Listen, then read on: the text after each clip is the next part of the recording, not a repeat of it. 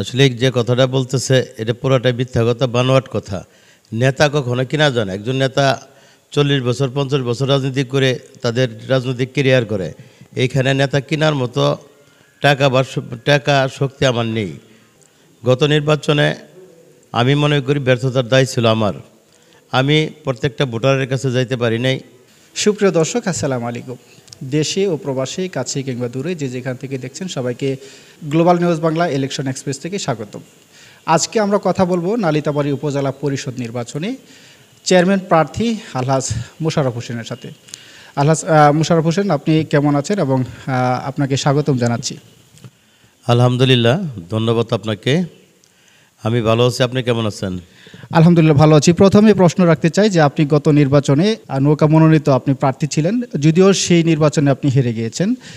এবছর কোনো প্রতীক থাকছে না, সব মিলে আপনি ঘোড়া প্রতীকে নির্বাচন করছেন। জয়ের ব্যাপারে কতটুকু আশাবাদী? ধন্যবাদ আপনাকে।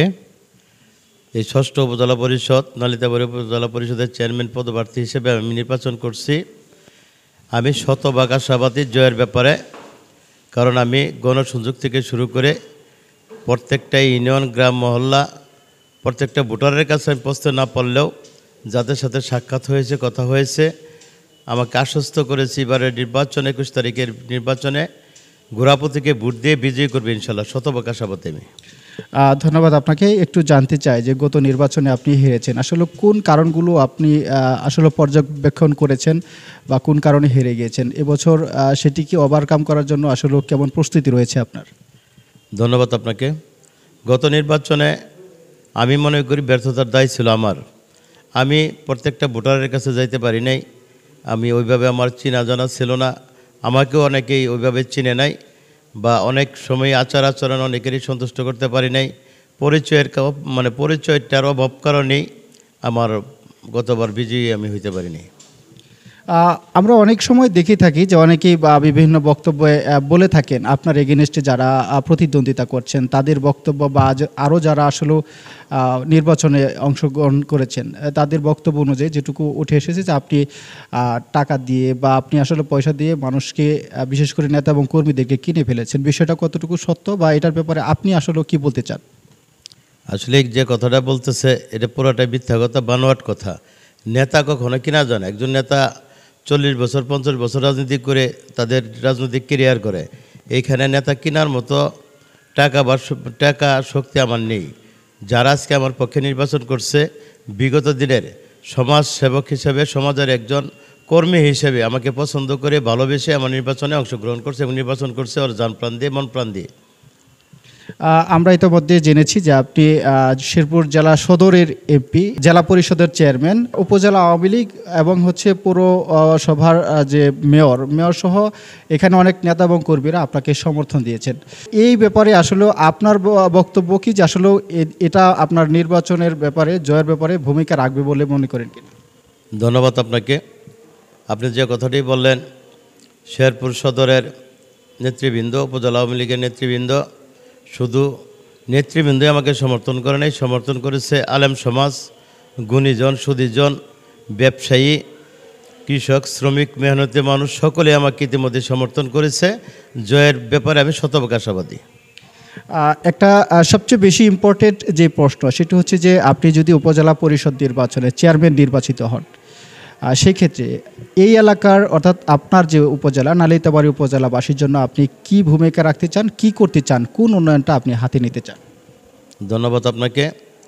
নালিতাবাড়ী ভোটার ভাই বোনদের ভোটের মাধ্যমে যদি আল্লাহ আমাকে নির্বাচিত করে, আমি কোনো ব্যক্তির চেয়ারম্যান হব না। আমি ইতিমধ্যেই জনতার শক্তি, জনতার চেয়ারম্যান হিসেবে, জনতার প্রার্থী হিসেবে নির্বাচনে প্রতিদ্বন্দ্বিতা করছি।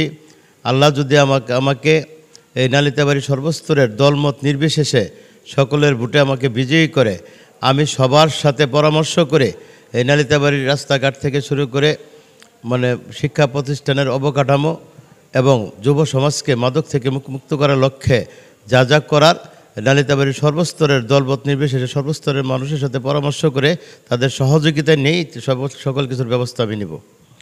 আমরা অনেক সময় লক্ষ্য করেছি যে আপনি গত নির্বাচনে হেরে গিয়েও আপনি জনসাধারণ বা প্রান্তিক লেভেল পর্যন্ত আমরা দেখেছি যে আপনি তাদের সাথে সম্পৃক্ততা রেখেছেন। বিশেষ করে যে বিষয়টা সবচেয়ে বেশি লক্ষণীয় সেটা হচ্ছে যে আপনি মসজিদ মাদ্রাসা সহ বিভিন্ন এতিমখানা আপনি দান করেছেন। আসলে এটি নির্বাচনী কোনো কৌশল কিনা?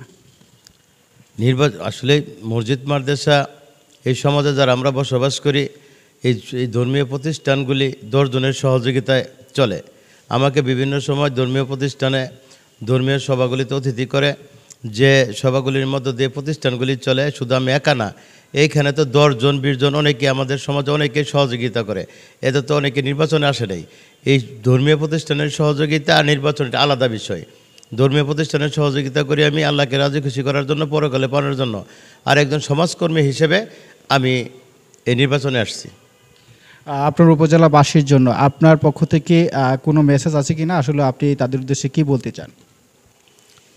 প্রিয় নালিতাবাড়ী উপজেলাবাসী, সর্বস্তরের দল মত নির্বিশেষে ভোটার ভাই বোনদের প্রতি আমি আকুল আবেদন জানাচ্ছি, বিনয়ের সাথে অনুরোধ করছি, আগামী 21 তারিখ ঘোড়াপতিকে ভোট দিয়ে এই নালিতাবাড়ী উপজেলাকে একটি স্মার্ট উপজেলা এবং শিক্ষা প্রতিষ্ঠান থেকে শুরু করে রাস্তাঘাট করার লক্ষ্যে সকলের সহযোগিতা, সমর্থন এবং পরিশ্রমের মধ্য দিয়ে আমাকে আপনারা বিজয়ী করবেন আল্লাহর রহমতে। আপনারা যদি সর্বোচ্চ পরিশ্রমের মধ্য দিয়ে আমাকে বিজয়ী করেন, আল্লাহ যদি সহায় হয়, আমি আপনাদের পাশে থেকে নালিতাবাড়ির আপনাদের রাস্তাঘাট, ধর্মীয় প্রতিষ্ঠান, শিক্ষা প্রতিষ্ঠান, এই সকল কিছুর উন্নয়ন আমি করতে পারবো।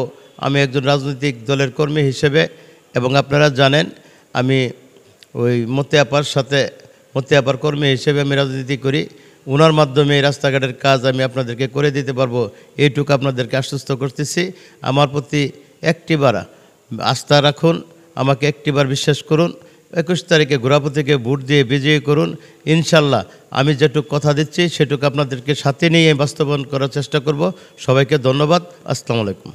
আপনাকে সেই সাথে ধন্যবাদ জানাতে চাই, আপনার জন্য শুভকামনা রইল। ধন্যবাদ আপনাকেও, আপনারা কষ্ট করে সাক্ষাৎকার নিলেন। ধন্যবাদ গ্লোবাল নিউজ নালিতাবাড়ী, আপনাকে এবং আপনার সহযোগী যারা আছে সবাইকে আমি আন্তরিকভাবে ধন্যবাদ জানাচ্ছি। প্রিয় দর্শক, আমরা কথা বলছিলাম নালিতাবাড়ী উপজেলা পরিষদ নির্বাচনে, যিনি গত নির্বাচনেও এই উপজেলায় তিনি প্রতিদ্বন্দ্বিতা করেছেন এবং তুমুল প্রতিদ্বন্দ্বিতা তিনি হেরে গেলেও তিনি জনগণের সম্পৃক্ততা রেখেছেন। সেই সাথে তিনি এই নির্বাচনে জয়ের ব্যাপারে শতভাগ আশাবাদী। সবাই অনেক বেশি ভালো থাকবেন, সুস্থ থাকবেন, সেই প্রত্যাশায় আল্লাহ হাফেজ।